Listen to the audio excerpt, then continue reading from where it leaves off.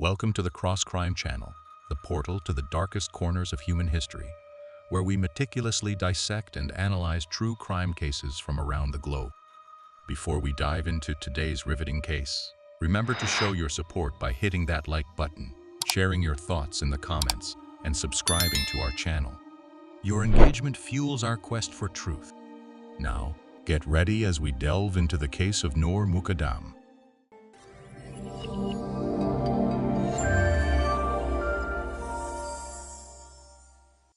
Noor Mukadam, born on October 23, 1993, was the middle child of Shaukat Ali and Kalsoom Mukadam, raised in a tender and affluent environment. Her father's role as a Pakistani government official and foreign representative provided her with a nurturing upbringing. The family's relocation to Dublin, Ireland, was driven by her father's burgeoning career, offering Noor a unique cultural experience during her formative years. In Dublin, Noor attended Our Lady's Grove Primary and Secondary School, where she enjoyed a happy and carefree childhood. Immersed in the local Irish community, she assimilated fully, forming lasting relationships that would shape her life. Two close friends became an integral part of her life, and together they shared an inseparable bond. Noor, described as beautiful and kind-hearted, was known for her fashion sense, often going shopping in the local center. Despite building a deep connection with Ireland and experiencing personal growth, the news of her father's work requiring the family's return to Pakistan brought a wave of grief and disappointment for Noor. Her desire to stay in Ireland and carve her own path was hindered by her age. Reluctantly, she had to leave behind the vibrant community, friends, and opportunities in Ireland, returning to Pakistan with a heavy heart. Having grown up in Ireland, returning to Pakistan proved to be a significant cultural shock for Noor Mukadam. The societal expectations for women in Pakistan differed markedly, posing a considerable challenge for Noor and her family as she approached the age of independence. Fortunately, being the daughter of a diplomat meant their perspectives and expectations differed from the traditional Pakistani standards. Consequently, she had the unwavering support of her family in pursuing almost anything she desired. As Noor transitioned into her young adult years, she decided to channel her creative abilities.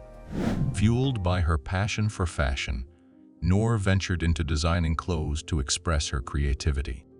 Additionally, she showcased her talents by creating vibrant murals, contributing to the community's artistic beauty.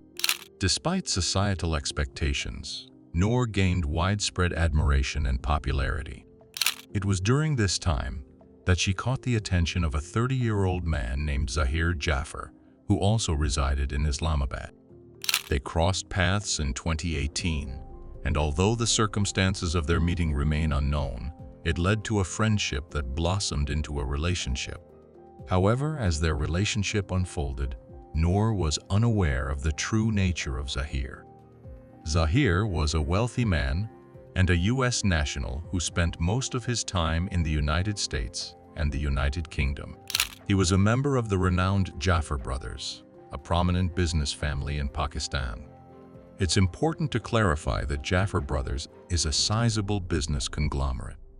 The family business underwent a division 5 decades ago, and Zahir Jaffer's immediate family is associated with Ahmed Jaffer and Company Private Limited. Zahir Jaffer, the son of a prominent tycoon based in Karachi, was recognized for his involvement in numerous construction projects, military procurements, and strong connections with the establishment. His company, Ahmed Jaffer and Company Private Limited, is well regarded not only for its substantial projects, but also for hosting lavish dinners. Zahir enjoyed access to top-notch education and facilities, thanks to the considerable financial resources at his disposal. However, Zahir's return to Pakistan from abroad raised questions. It later surfaced that Zahir had a tainted criminal record, with charges in both the US and the UK for abusive behavior and sexual harassment. His deportation from the UK on charges of sexual assault followed these incidents.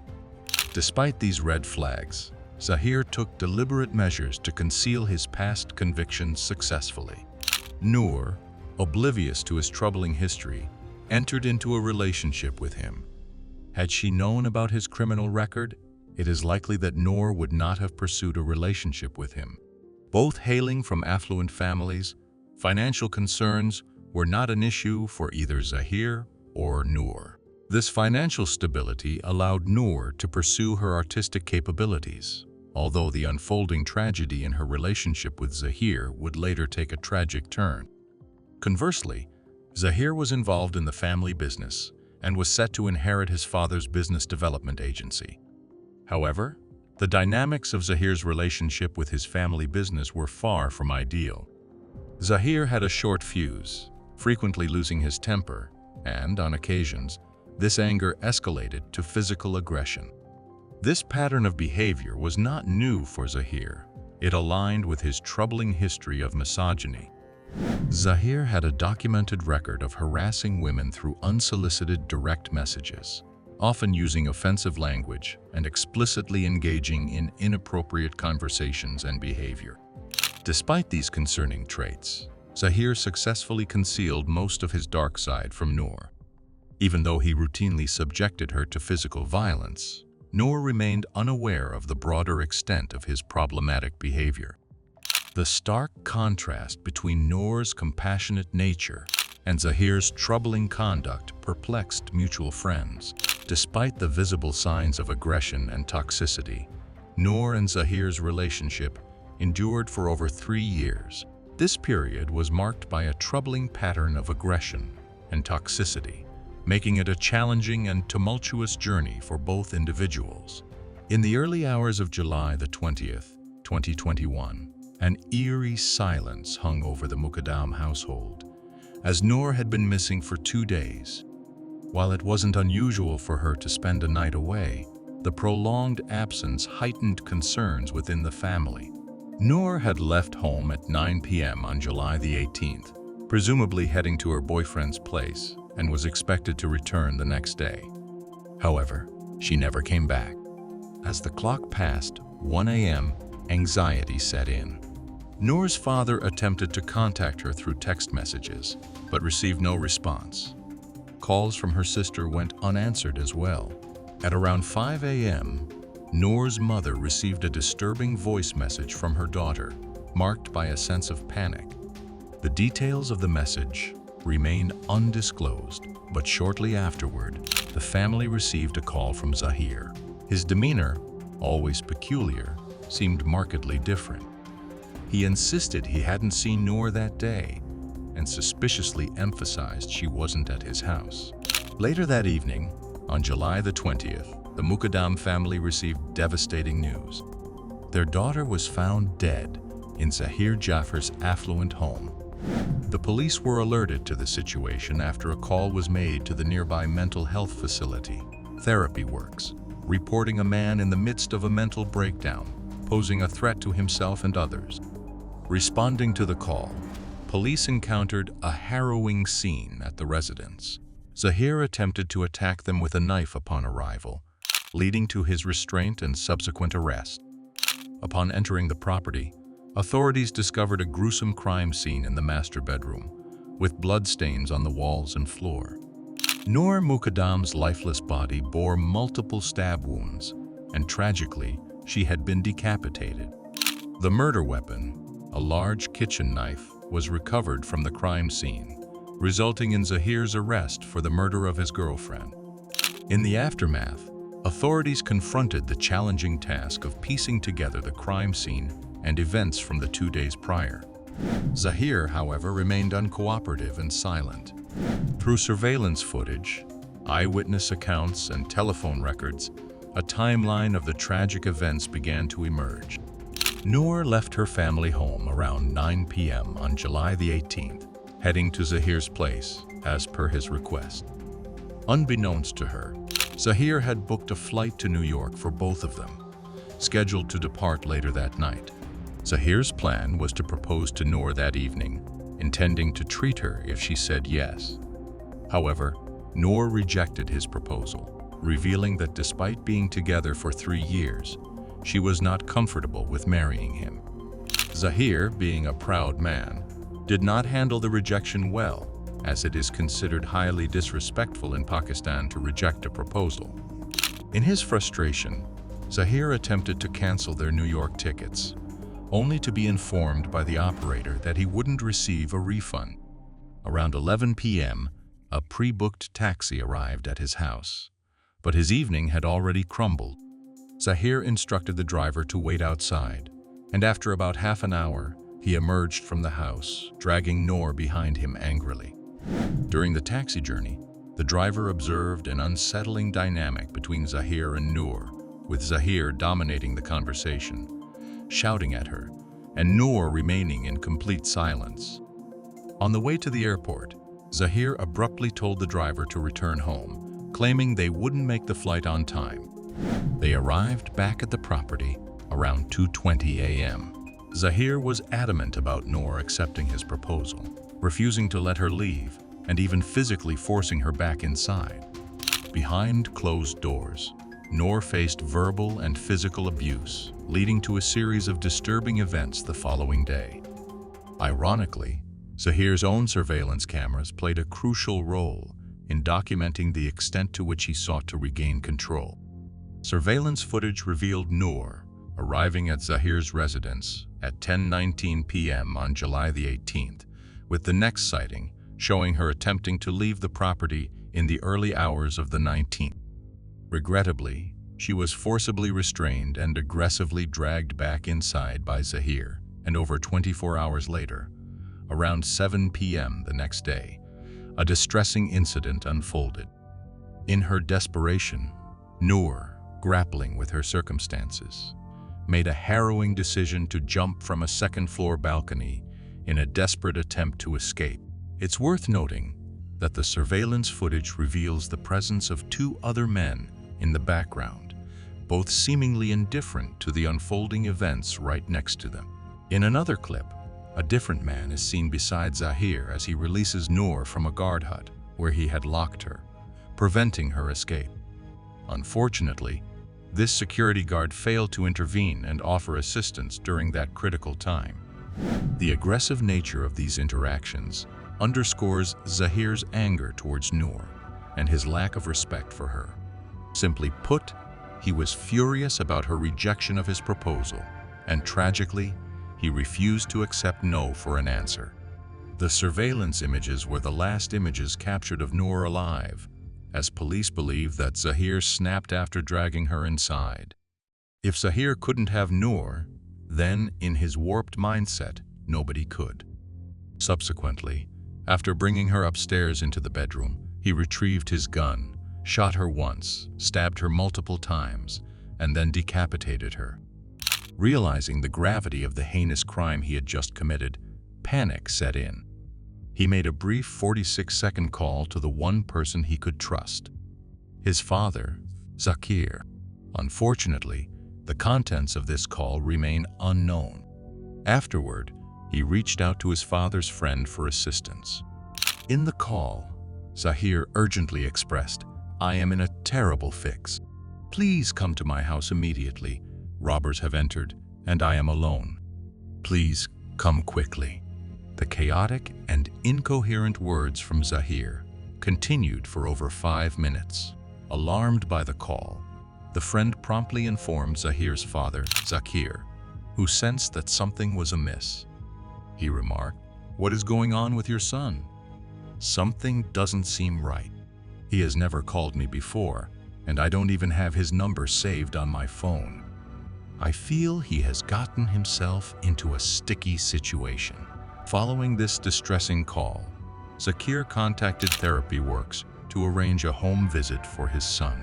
Simultaneously, he frantically reached out to friends, providing various excuses to lure them to Zahir's residence.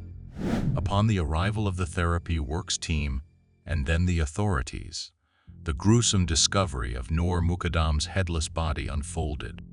Zahir Jaffer was arrested moments later. 4 days later, Zahir's parents and 2 male staff members from the household were arrested under suspicion of complicity in the crime, supported by compelling surveillance footage found at the property. As legal proceedings unfolded, there was little doubt about Zahir's guilt in Noor's murder. Evidence, including phone calls, surveillance footage, the crime scene, and eyewitness accounts, strongly supported his culpability. While Zahir's parents were eventually released, the two guards present during Noor's murder were sentenced to 10 years behind bars for their complicity. The widespread attention the case received on social media, with the hashtag Justice for Noor trending in Pakistan, ignited a broader conversation about violence against women. 7 months after Noor Mukadam's murder, Zahir stood trial on February 24, 2022. Despite overwhelming evidence against him, he arrogantly pleaded not guilty and claimed to be wrongly convicted. However, his story didn't add up, considering nothing was taken from the property, and the nature of Noor's murder suggested an intense level of rage and a personal connection. The courtroom proceedings were straightforward, with almost everyone believing in Zahir's guilt. Although he admitted to killing her outside the courtroom, legally, this confession wasn't admissible. Zahir's attempts to deflect and deceive proved unsuccessful, leading to the harshest sentence, death by hanging. Noor's family, particularly her father, found solace in this judgment, having sought the death penalty since the beginning, finally achieving justice for their lost loved one. Despite the gravity of his sentence, Zahir had the audacity to file an appeal, asserting that his punishment was disproportionately severe for the crime. He further claimed that media attention on the case had swayed the judge to cater to public sentiment. Fortunately, the judge dismissed Zahir's appeal, reaffirming his death sentence. In Zahir's case, justice seemed to align with the principle of an eye for an eye. However, the execution by hanging is yet to be carried out, a process that can linger for years, if not decades, in Pakistan, mirroring a similar situation in America. The final verdict brought relief not only to Noor's family and friends, but also marked a significant moment for women across Pakistan.